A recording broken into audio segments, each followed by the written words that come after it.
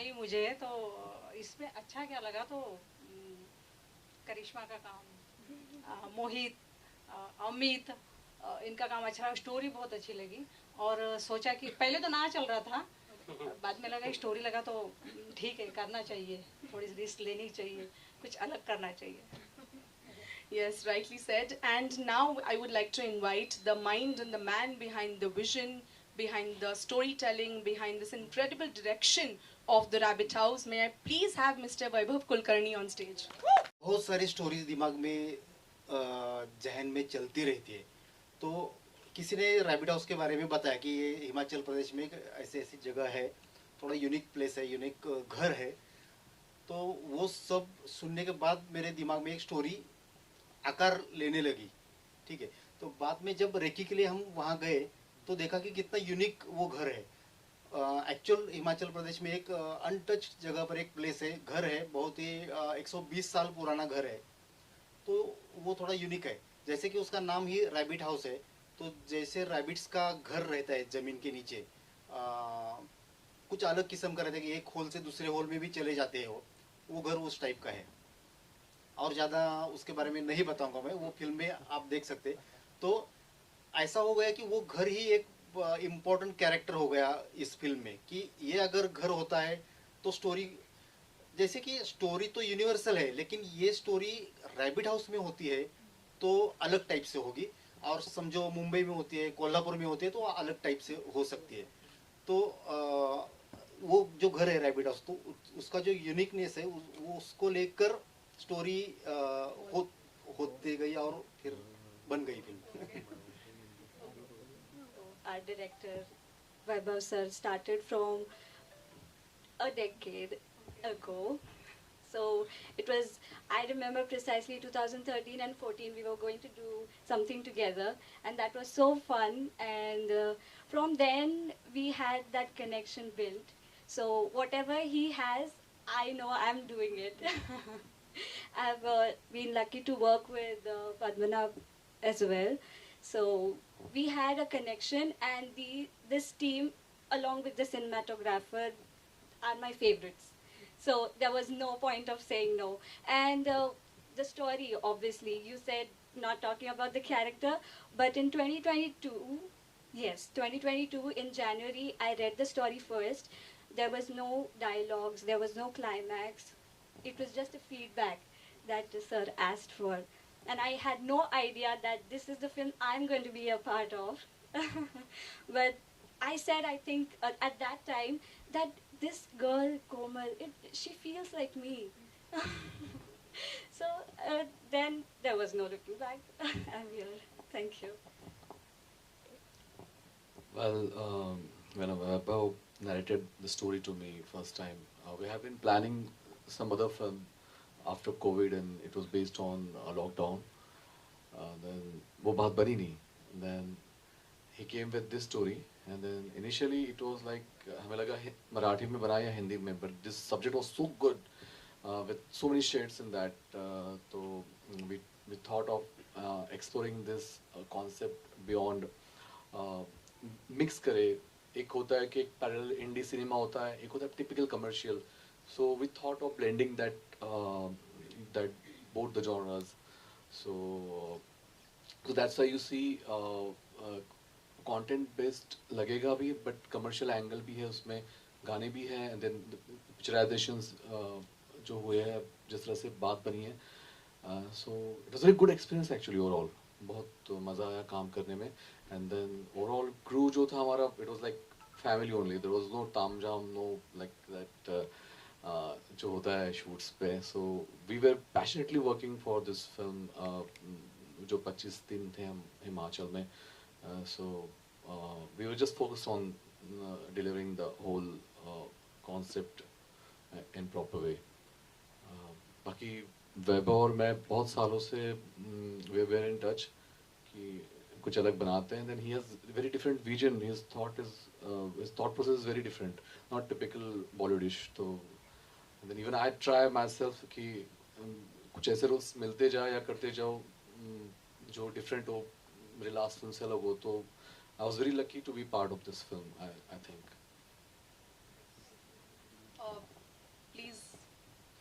ये दोनों ने सब कुछ बोल दिया है, सो मैं बोलने में थोड़ा ऐसा वैसा हूँ, तो मैं गाना गाऊंगा आपके लिए। इसी फिल्म का एक गाना गाता हूँ मैं। एक्चुअली मैं music composer of this film, और मामा ने, वैभव जी ने मुझे एक दिन आके बोला कि फिल्म में काम करोगे क्या, व्हाई नॉट, ऐसे मैं एक्टर बना हूँ। गारी छुण मुण काळजू जो बजदी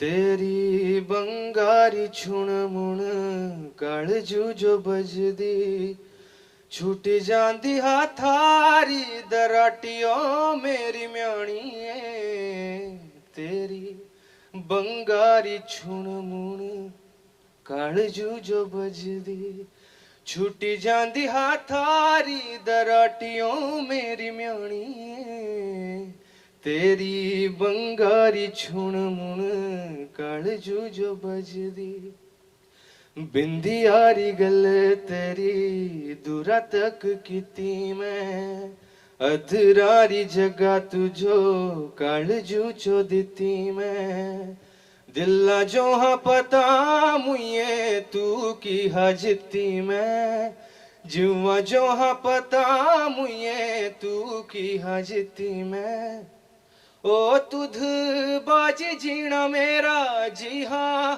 भादरो रन्हेरा तुध बाज जीना मेरा जी हाँ भादरो रन्हेरा हो हुई जांदी जिस मारी माटियों मेरी म्याणी है तेरी बंगारी छुण काळजू जो बजदी।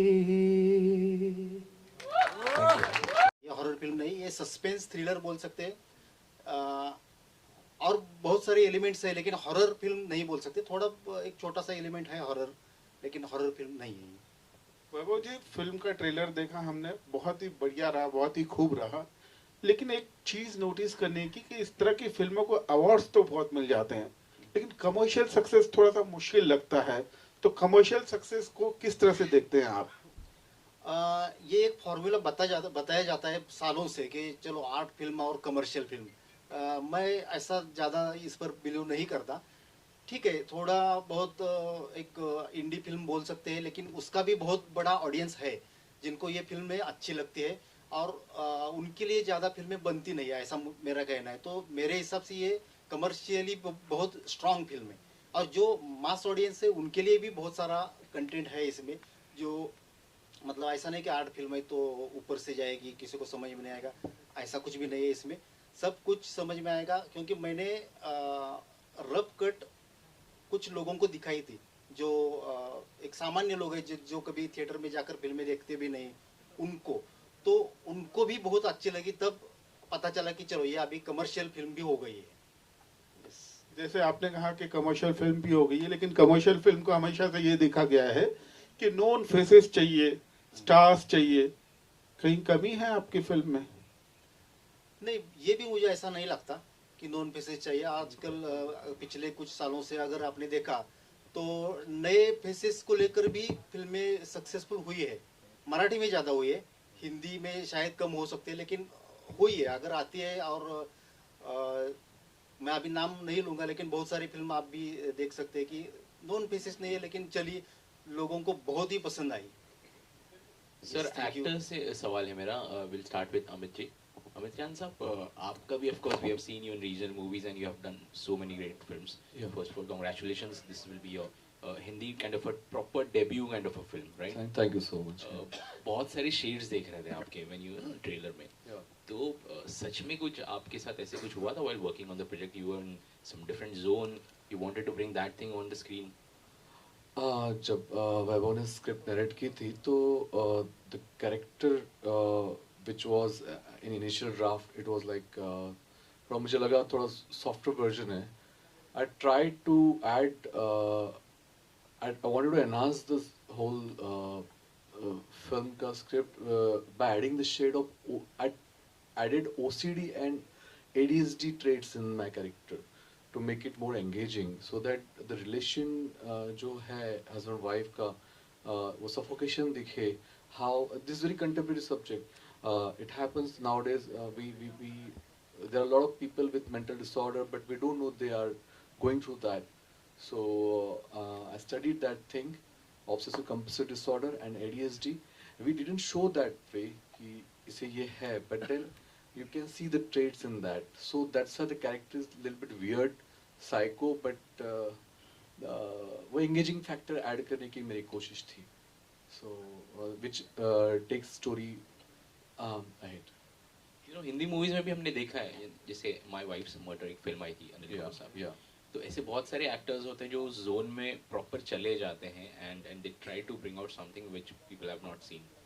तो as an actor did you feel that कि आपने एक 100% इसके अंदर आया है और you wanted to give out more, you know, as an actor? वो तो हमेशा एक कमी लगती है जब आप शूटिंग करते हो. मतलब इवन उस दिन भी अगर मान लो आप कोई सीन कर लेते हो तो रात को होटल में नींद नहीं आती कि यार ये शायद ऐसे हो सकता था. या शूटिंग होने के बाद भी आई यूज्ड टू कॉल वैभव, यार वो साला उस दिन ऐसे करते तो मज़ा आता. तो या फिर एडिट के वक्त वैभव और मेरी जब बात होती थी तो लगता था कि हमेशा वो, आई थिंक 100% कभी कोई एक्टर सेटिस्फाई होता नहीं है, बट आई गिव माई 100%, इतना है नो. Thank you. Padman साहब, आपसे सवाल है. You know, I won't be talking about your acting thing, but I'll be speaking about the music thing. You have been associated with Panipat, if I'm not wrong. I was just watching a few things. Correct. Panipat हो गया, एक थे डायन हो गया. Your thing in the music department, we can see it on the screen. You know, the music that you have created. क्या पसंद आ रहा है acting जो आप कर रहे हैं कि or you want to give only for the music thing? ये just हो गया. एक्टिंग मैंने जो भी की है उसका पूरा क्रेडिट इस इंसान को जाता है. और मुझे एक्टिंग से ज़्यादा म्यूज़िक पसंद है, ये क्लियर है, और मैं आगे म्यूज़िक ही करना चाहता हूँ. Okay. करिश्मा जी, आपसे भी एक सवाल है, एक आखिरी सवाल मेरा, प्लीज आप. कैसा है experience while working with your lead actors along with, you know, director? Yes, as I said, ये टीम मेरी फेवरेट टीम है. So I was confident कि सब कुछ अच्छा होगा, लेकिन you never know कि सेट पर क्या क्या situations हमें आ सकती है, right? The day when we reached, weather conditions over there were challenging, as well as the schedules kept changing. So obviously there were challenges, but the sweetest part is the team was inspiring and motivating me to perform, that yes, you can do it, and that's what I really like about them. So that's what the main and best part was. Thank you. इसका जवाब दिया जाए तो पहली बात तो मैं बोलते कंटेंट बहुत अच्छा है. कंटेंट अच्छा होने के कारण लोगों को पसंद आएगा, बस एक ही बात. कंटेंट है उसके दम पर आप रिलाई कर रहे हैं. डेफिनेटली पसंद आएगा लोगों को. सर, एज अ प्रोड्यूसर आपके ऊपर थोड़ा सा रिस्पॉन्सिबिलिटी है. जैसे मेरे कलीग ने भी पूछा था कि कोई नॉन कास्ट नहीं है लेकिन स्टोरी बहुत अच्छा है, तो एज अ प्रोड्यूसर जब आपने इस कहानी के बारे में सुना था, क्या थॉट प्रोसेस था, और आपने इस प्रोजेक्ट को बैक करने का क्यों सोचा? उसका जवाब आपने ही दे दिया. जैसा मैंने बोला है कि जब सोचा मैंने करने का, क्योंकि content was the first criteria, और उसके मुताबिक जो कंटेंट अच्छा होने के कारण मैंने उस पर पैसा लगाया. That's it. सर, आपने पैसे लगाने की बात की, आप कैपिटल मार्केट से भी जुड़े हैं, तो वहाँ पर हम अक्सर सुना करते हैं risk and reward kind of situation. यहाँ पर फिल्म इंडस्ट्री में जब आप इन्वेस्टमेंट करते हैं तो यहाँ पर किस तरह का आप रिस्क देखते हैं और रिवॉर्ड कैसे देखते हैं? उससे ज़्यादा रिस्क यहाँ पे है. जब आप एंटर करते हो तब समझ में आता है, उससे ज़्यादा रिस्क है, लेकिन जहाँ रिस्क है वही रिटर्न है. ऑस्कर वगैरह हमने ट्राई नहीं किया, क्योंकि हमें मालूम है कि ये ऑस्कर की फिल्म नहीं है, ये कमर्शियल फिल्म है. तो वहाँ शायद ये हर्डल आ सकता था, लेकिन बाकी सब फेस्टिवल में कुछ ऐसा प्रॉब्लम नहीं आया. जिस फेस्टिवल का रेपुटेशन देखकर, कितने सालों से चल रहा है वो देखकर वहाँ पर हमने एंट्री ली और उनको पसंद आई, उन्होंने अवार्ड्स दिए, हुआ. मेजर ऑब्स्टेकल्स ऐसा कुछ हुआ नहीं? नहीं, कुछ भी नहीं. It was smoothly done. Yes. Okay. Producer sir, मैं आपसे पूछना चाहूँगी कि वैभव जी की ये एज सच पहली फिल्म है, मेजर फिल्म, तो आपने कंटेंट के बारे में कहा, और ऐसी क्या बात है, यूएसपी हम कहे, कि जिस वजह से आपको लगा कि इस फिल्म को बनना चाहिए, और आगे आपके क्या प्लान्स है? आगे का प्लान मैं पहले बताऊंगा कि अगर दूसरा प्रपोजल भी वैभव ने दिया है, मतलब ये होने के बाद में दूसरा देखेंगे। That's it. Congratulations. वैभव जी, आपका ये सिनेरियो जैसे डायरेक्शन किया है आपने, बहुत अच्छा लोकेशन लिया है। कितने दिन का शेड्यूल था और कैसे लोकेशन पे कुछ प्रॉब्लम तो नहीं आया? कैसे गया पिक्चर आपका स्मूथली? हिमाचल में लगभग 30 डेज थे हम, 32 डेज थे। वहाँ पर जैसे करिश्मा ने बताया कि हम सोच कर गए थे कि अप्रैल में शूट करेंगे तो बारिश नहीं होगी, ठंड कम होगी, हम काम कर पाएंगे। तो जब हम वहाँ पर पहुँचे तो बारिश हो रही थी, आजू बाजू में बर्फ़ था। तो पहला चैलेंज यही सामने दिखा, बहुत हर्डल्स है। और ऐसी जगह पर हम थे कि वहाँ इलेक्ट्रिसिटी अगर गायब हो जाती है तो 1-2 दिन वहाँ पर कोई आता भी नहीं देखने के लिए, ऐसी जगह पर। तो ये सब चैलेंजेस आए कि बिजली चली गई, एक दिन पूरा दिन आई नहीं, फिर बैटरी कैसे चार्ज करे वगैरह। तो जो कुछ मटेरियल, मतलब जैसे कैमरा की बैटरीज तो थी बैकअप, तो उस पर काम क्या हो सकता है आउटडोर का, समझो ठीक है, लाइट्स नहीं है तो चलता है, रिफ्लेक्टर से होता है। तो उस तरीके से आगे बढ़ते गए और जो शेड्यूल हमने प्लान किया था। वैभव जी, आपसे सवाल यही रहेगा मेरा। ट्रेलर जैसे हमने देखा, और ट्रेलर में काफ़ी ऐसी चीज़ें लग रही है जैसे कि एक प्रॉपर एक पैरेलल सिनेमा टाइप फिल्म थोड़ा फील आ रहा है, और एक मिस्ट्री भी दिखाई दे रही है जो बहुत अच्छा लग रहा है देखकर। तो मैं ये जानना चाहता हूँ आपसे, किसी फिल्म मेकर से आपने इंस्पिरेशन लिया, किसी फिल्म से इंस्पिरेशन ली, या डायरेक्ट जाके आपने वहाँ पर शूट किया, जैसा आपको लगा वैसा आपने शूट किया? क्योंकि ट्रेलर देख कर ऐसा लग रहा है कि एक बहुत बड़ा कोई प्रोडक्शन हाउस है, उसने एक फिल्म ऐसा बनाया, क्योंकि लोकेशन भी बहुत अच्छी लग रही है। तो वो पैशन आपका कहाँ से आया, और डायरेक्शन क्या किसी डायरेक्टर को आपने फॉलो किया, उसकी फिल्मों को फॉलो किया, अगर बता सके आप? नहीं, इंस्पिरेशन ऐसा किसी से लिया ऐसा नहीं बोल सकते। मेरा फिल्म देखना भी बहुत कम होता है एक्चुअली। मेरा मानना ये है कि अपने अंदर से क्या आता है वो सुनना चाहिए, वो देखना चाहिए। वो दिमाग से सोचना नहीं चाहिए कि वो अच्छा है बुरा है, लोगों को अच्छा लगेगा नहीं अच्छा लगेगा। जो मेरे अंदर से आता है कि ये मुझे बताना चाहिए तो वो बताना चाहिए, बस इतना ही आया।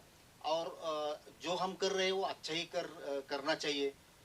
अगर अच्छा नहीं कर सकते तो वो नहीं करना चाहिए, ये मेरा मानना है। तो इसलिए ये फिल्म इस तरीके से बनी जैसे आपको लग रहा है कि बहुत बढ़िया। और जब हमने लोकेशन देखा तो हम ही मतलब आंखों से पानी आ रहा था, अगर इतना स्वर्ग अपने भारत में है ये कभी देखा भी नहीं था। हिमाचल में भी लोग बहुत सारे जाते हैं, कुल्लू मनाली शिमला, लेकिन ये जो लोकेशन है बहुत ही अलग है। यहाँ पर मंडी के लोग भी वहाँ पर नहीं जाते, जो मंडी डिस्ट्रिक्ट में आता है, कुल्लू डिस्ट्रिक्ट में आता है, तो कुल्लू के लोग भी वहाँ तक नहीं गए। वो लोकेशन हमें मिला, हमारा सिनेमेटोग्राफर पहले वहाँ गया था, उसने बताया कि लोकेशन बहुत अच्छा है। तो फिर हमने देखा तो हमें भी बहुत पसंद आया और फिल्म में अच्छा दिख रहा है। इसमें कैरेक्टर जो होता है वो, ये फिल्म का जो कैरेक्टर है वो लोकेशन है, वो भी एक location. I think that's a great thing, because location also matters to present the story in a much more meaningful way. So I think hats off to you sir for that. Thank you so much. इसमें एक चीज़ मैं add करूँगा, वैभव ने जब मुझे script पढ़ाई तो देखा, उन्होंने बोला कि ऐसा ऐसा है, तो मैंने बोला जाके देख के आते। हम रेकी करने गए और देखने के बाद और उसमें चेंजेस आए। ही फॉरगेट टू से दैट उसमें और चेंजेस आए, क्योंकि जो सोचा था वो तो है, उससे भी और कुछ अच्छा दिखा सकते हैं। That's it. बिल्कुल। लेकिन वैभव जी देखा जाए तो डीओपी का काम बहुत अच्छा है। सही बात है, क्योंकि मेरा तो कहना है कि मेरे पहले उसने फिल्म देखी थी, मतलब मन में वो उसने पहले लोकेशन देखा था, फिर मुझे बताया कि ऐसा ऐसा लोकेशन है, वहाँ पर कुछ अच्छा हो सकता है। तो फिर स्टोरी लिखी गई लोकेशन बिना देखे, लोकेशन को कंसिडर करके। फिर बाद में जैसे सर ने कहा कि हमने रेकी की, जाकर वहाँ देखा तो एक 2-5% वहाँ पर चेंजेस आए और अच्छी फिल्म बनती गई लोकेशन के हिसाब से। स्टेज पे होगा, फिल्म हिमाचल की है तो हिमाचल की ही लुक चाहिए थी क्या? क्या कुछ तय था कैरेक्टर्स को किस तरह के कॉस्ट्यूम देने हैं, उसके बारे में कुछ अपना अनुभव शेयर करेंगे आप? हाँ, ज़रूर बताया था। स्टोरी के बाद हम लोगों ने डिस्कस किया कि हिमाचल में शूट हो रहा है, हिमाचल का पूरा स्टोरी है, तो क्या कलर्स होने चाहिए, और डीओपी भी था उसमें कि कलर्स वाइज और कॉस्ट्यूम वाइज कि स्टोरी को एग्जैक्टली मैच होना चाहिए और ज़्यादा जगमगाट नहीं चाहिए, सिंपल सटल चाहिए, दैट्स इट। Thank you. इस फिल्म में जैसे आपको हॉरर लगी, ठीक है, हॉरर एलिमेंट कम है, सस्पेंस है, थ्रिलर है, रिलेशनशिप ड्रामा है, म्यूजिकल फिल्म है, क्योंकि पद्मनाभ को लिया ही गया इसलिए कि वो सिंगर है, म्यूजिक डायरेक्टर है, म्यूजिक करता है, कंपोजिशन अच्छा है उसका, तो वो कैरेक्टर के हिसाब से था, तो वहाँ वो काम पद्मनाभ ही कर सकता था, दूसरा कोई नहीं कर सकता था। ये सब है, तो किसी को ये पैरेलल फिल्म लगी, आर्ट फिल्म लगी, तो सब एलिमेंट्स को लेकर कोई भी अगर फिल्म देखने के लिए जाता है तो एंड तक वो बंद नहीं कर सकता फिल्म, इतनी गारंटी मुझे है। दूसरा इसके किसी ने सर ने पूछा था कि ये कमर्शियल फिल्म नहीं लग रही है, तो बाद में मुझे ऐसा थॉट आया कि कमर्शियल फिल्म का क्या फॉर्मूला होता है, मतलब किसी को मालूम है क्या कि ये फिल्म ऐसी होती है तो वो कमर्शियल होती है और वो सक्सेसफुल होती है? तो मुझे जवाब मिला कि ऐसा कुछ फॉर्मूला नहीं होता। ऑडियंस को क्या पसंद आ रहा है किसी को पता नहीं। अगर एक चीज़ पसंद आ रही है, समझो गुलाब जामुन उनको पसंद है, तो नेक्स्ट टाइम गुलाब जामुन ही लेके जाओगे तो उनको शायद नहीं पसंद आएगी, ठीक है। तो वैसा ही मेरा मानना है कि चलो जो ऑनेस्टली लगता है वो ऑनेस्टली प्रेजेंट करो, बस इतना ही। और जब रिलीज़ होगी तब आप ज़रूर देखना कि क्या होता है, और बस हमें लोगों तक पहुंचने में आप हेल्प करना, इतना ही मैं आपको रिक्वेस्ट करूंगा sir. Actually I just wanted to add one thing कि I think it's a high time अभी हम उस जोन से बाहर निकले कि differentiate between out and out art film, Indian film and commercial film, क्योंकि I think it's very outdated concept now commercial films after OTT has come. There is this merging point we have come to जहाँ पर content ऐसा बन रहा है, audiences ऐसी आ रही है। इनिशियली ऐसा होता था, मतलब आई फील कि ऑडियंसेस की चॉइसेस बड़ी वो रहते थे कि बड़ी एक्सट्रीम लेवल पे होती थी, इट्स वेरी सब्जेक्टिव हो गया है। तो commercial film you don't have to make 50 crore की फिल्म। इस फिल्म में हमने कमर्शियल एंगल्स भी आप देखेंगे बहुत सारे हैं। आपको एक तो क्या था, non brainer kind of film ही कमर्शियल ऐसे एक धारणा बन चुकी थी, और धीरे धीरे आफ्टर ओटीटी बहुत कुछ बदल गया है अभी, मुझे ऐसा लगता है। So even in 70s you can see बहुत सारी films थी, but then there was zone of Hrishikesh Mukherjee, Basu Chatterjee, Amol Palekar sir and all. They were doing good films. They were not. आप छोटी बड़ी films के हिसाब से star cast के हिसाब से बोल सकते हो, but I think commercial and that art film का वो merging point, I think we have come to that point now.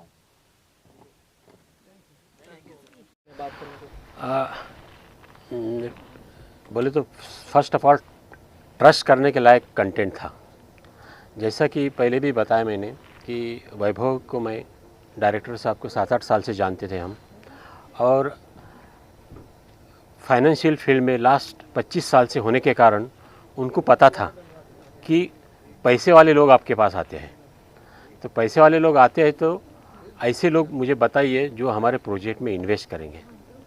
तो मैंने उन्हें बताया कि अगर स्टोरी अच्छी है, कंटेंट अच्छा है, तो I will invest first, I will be the first person.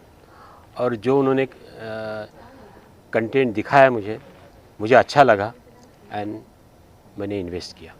Sir as a producer कैसा एक्सपीरियंस रहा, डायरेक्टर सर की तरफ से किस तरह का सपोर्ट मिला, क्योंकि आपकी फर्स्ट फिल्म है, इसके लिए आपके एक्सपीरियंस के बारे में जानना हाँ, पहली फिल्म थी और जो सोचा था उससे कई लेवल में फिल्म चली गई है, क्योंकि बजट भी बढ़ गया है। आपकी लेवल बढ़ती है तो बजट भी बढ़ता है, तो वो महसूस हुआ मुझे, लेकिन काम अच्छा बना है उसका मुझे गर्व है। मैम आप क्या कहना चाहेंगे, मतलब बैकबोन बन के तो थे आप सर के पीछे, अगर थोड़ा सा बताएं कि आपका कितना इन्वॉल्वमेंट रहता था जब प्रोजेक्ट में इन्वेस्ट करने के टाइम, तो आई एम श्योर सलाह मशवरा हुआ होगा, लेकिन ड्यूरिंग प्रोजेक्ट कितना इन्वॉल्वमेंट रहता था आपका? दोनों बातचीत कर रहे थे। शुरू में तो मैंने ना बोला था कि नहीं करना है, हमें कुछ एक्सपीरियंस नहीं है, इस फील्ड में हम नहीं हैं। लेकिन बाद में सोचा कि वैभव सर के साथ इतने सालों से दोस्ती है हमारी, तो कुछ तो करना चाहिए। और टीम अच्छा था, करिश्मा, अमित, गगन भाई, और स्टोरी बहुत अच्छी थी। और शूटिंग होने वाला था हिमाचल प्रदेश, और हिमाचल प्रदेश है देवभूमि, तो लग रहा था पहली फिल्म हमारी देवभूमि में हो रही है, तो क्यों ना करें हम। तो मैंने कहा चलो करते हैं, थोड़ा रिस्क लेते हैं, तो किया। और कुछ मैसेज देना चाहेंगे ऑडियंस को? आप देखिए फिल्म ज़रूर, और कैसी लगती है बोलिए, फीडबैक दीजिए। दिल से कहती हूँ कि अच्छी लगेगी आपको, क्योंकि आज तक आपने मारधाड़ की फिल्में देखी है सब, तो ये बहुत हटके स्टोरी है, तो शायद आपको पसंद आएगी। सर आप इस कैटेगरी से आते हैं, जिस फील्ड से आते हैं, हाँ। मार्केट और capital and investment all this things, you know ये वाला थोड़ा हटके है, it is a mystery kind of a movie. लेकिन हम दूसरी तरफ ये भी देखते हैं, जैसे स्कैम हो गया, that is based on the you no share market और वो सारी चीज़ें। ऐसा कभी लगा नहीं सर आपको कि that will connect you more to the you know for understanding, या उस तरह का कंसेप्ट हो गया, या आगे इस तरह के कुछ प्लान आप करेंगे that will actually focus on the market, या पैसे किस तरीके से बनाते हैं आजकल के टाइम पे ऐसे कुछ? यस, वो सोच में है, क्योंकि 25 साल से मार्केट में हूँ, और ये जो पहली फिल्म बनी है मेरी, रिस्क तो है,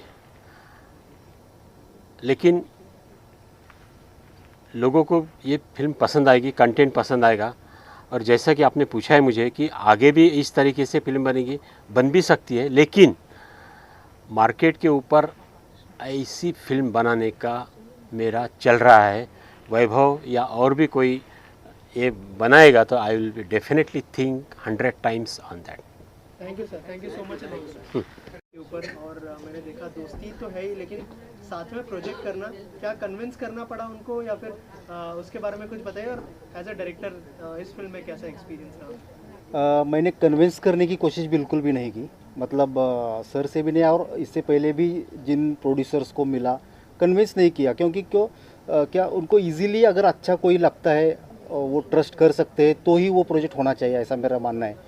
तो उनको जैसे सर ने बताया कि मैंने बताया था कि अगर कोई इन्वेस्टर है तो मेरे पास प्रोजेक्ट है, अच्छी फिल्म बन सकती है, तो बाद में उन्होंने मुझ पर ट्रस्ट किया और वही खुद तैयार हो गए। मेरे लिए एक सरप्राइज़ था, और हमारा ट्यूनिंग भी बहुत अच्छा है, तो फिल्म इसलिए फिल्म अच्छी बनी है। ये भी एक इम्पॉर्टेंट रीज़न है कि फिल्म अच्छी क्यों बनी है, तो हमारा प्रोड्यूसर और डायरेक्टर का ट्यूनिंग बहुत अच्छा है। Yes sir, I am sure बहुत सारी चीज़ें तो नहीं बता सकते, लेकिन द रैबिट हाउस के बारे में अगर कुछ शेयर करें हमारी ऑडियंस के साथ में। द रैबिट हाउस जो एक्चुअल में प्लेस है हिमाचल प्रदेश में, वो अगर कभी आप जाकर देखेंगे तो आपके भी दिमाग में बहुत सारी स्टोरीज आएगी कि यहाँ पर ये हो सकता है इस घर में। तो ऐसे ही इस फिल्म में कुछ अलग स्टोरी है, जैसे मैं वो स्टोरी तो ज़्यादा रिवील नहीं कर सकता, लेकिन रैबिट हाउस को लेकर ये स्टोरी आगे, मतलब कुछ टर्न्स एंड ट्विस्ट लेकर आगे बढ़ रही है, और साथ साथ में जैसे एंटरटेनमेंट वैल्यू भी बहुत है, और कुछ बहुत कुछ वो देते जा रही है, और सस्पेंस एंड तक पकड़ के रख पा रही है। करिश्मा जी, मुझे आपसे एक सवाल है। इतनी खूबसूरत बेहतरीन आप लग रहे हो पिक्चर में, इतनी खूबसूरत आप लग रहे हो, पिक्चर में आपको मार क्यों देता है?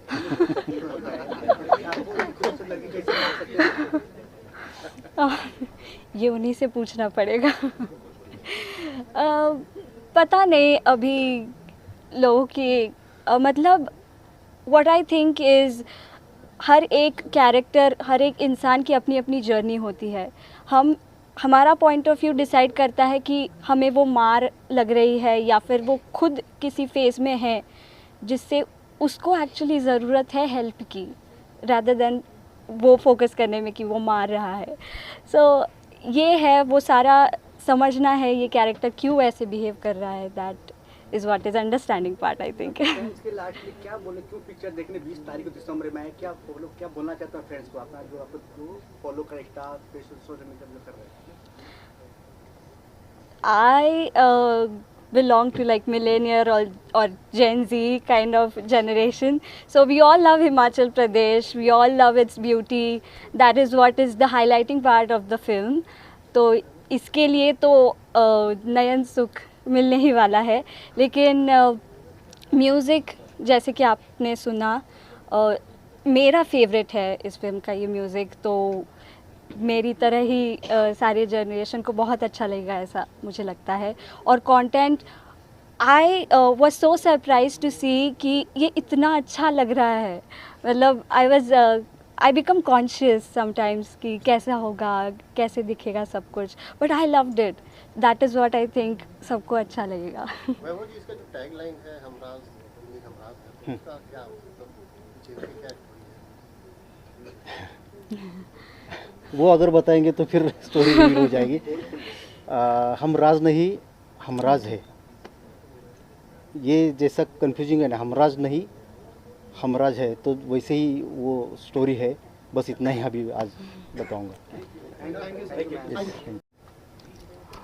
एक्साइटमेंट तो है क्योंकि बहुत टाइम से हम इस प्रोजेक्ट को लेकर काम कर रहे थे। आई थिंक 1.5 साल एक वेटिंग पीरियड भी रहा है आफ्टर मेकिंग, और आफ्टर एडिटिंग, फिर उसके बाद पोस्ट प्रोडक्शन बाकी प्रोसेस हुई, फिर अब रिलीज़ हो रही है। तो बहुत एक एक्साइटमेंट है कि एक जो मेहनत की है शायद अभी उसका फल मिलने का समय आ गया है। And then the response we are getting थोड़ा अच्छा लग रहा है। The kind of sensible audiences बहुत पसंद कर रही है इस चीज़ को, तो एक सुकून भी मिल रहा है कि जो सोचा था वैसा एक रिस्पॉन्स मिल रहा है। सर, आपको देख के लग रहा है बहुत सॉफ्ट, बहुत मतलब दिल इमोशन लग रहे हो, पर पिक्चर में इस तरह के कांड आपने कैसे तो एक्चुअली ये कैरेक्टर को एक शेड देने की कोशिश की है मैंने। थोड़ा साइको कैरेक्टर है with OCD, obsessive compulsive disorder, and ADHD के ट्रेड्स डाले उसमें, ताकि एंगेजिंग भी रहे। और एक मेंटल डिसऑर्डर जो आजकल हम देखते हैं बहुत से लोगों में होता है बट पता नहीं चलता है, जिससे रिलेशनशिप सफ़र होता है, सफोकेशन आती है रिलेशनशिप्स में, तो उसको एक तरह से हाईलाइट किया है। Then how story goes beyond that, एक इसी की वजह से मिस्ट्री एलिमेंट भी ऐड होता है उसमें। तो हाँ, एक ऐसा कैरेक्टर मिलना भी बहुत एक लक का पार्ट होता है। I am really grateful for that. आपसे बात में आप मल्टी स्टार बॉलीवुड में आप एंट्री की, आपको बहुत बहुत है, music creator, composer, actor, singing, सब आप में टैलेंट है, बॉलीवुड का नया खोज बन गया। तो हम क्या बोलना कि पिक्चर से लेकर कितना एक्साइटमेंट हो और किस तरह का अनुभव रहा? मैं बहुत ज़्यादा एक्साइटेड हूँ, और मुझे खुद को बड़े पर्दे पर देखने के लिए बहुत ज़्यादा एक्साइटेड हूँ, क्योंकि मैं म्यूज़िक तो बना ही लेता हूँ और मेरा वो चालू ही रहता है। फिर ऐसे बड़े पर्दे में खुद को देखना एक अलग लेवल का एक्साइटमेंट है। So I am very excited. Friend circle में क्या मैसेज मिला जो काम किया आपने, एक्टिंग की, तो एक्टिंग के क्या आपको लोगों ने जवाब दिया? एक्टिंग को देख के अभी तक उन्होंने देखा नहीं है। अभी तक एक 50 सेकंड्स का ट्रेलर लॉन्च हुआ है हमारा सिर्फ, तो वो देख के तो दोस्त पागल हो गए मेरे। तो अच्छा एक्टिंग भी कर रहा है। Any message for audience? 20 दिसंबर को आओ थिएटर पे और फिल्म देखो और एंजॉय करो।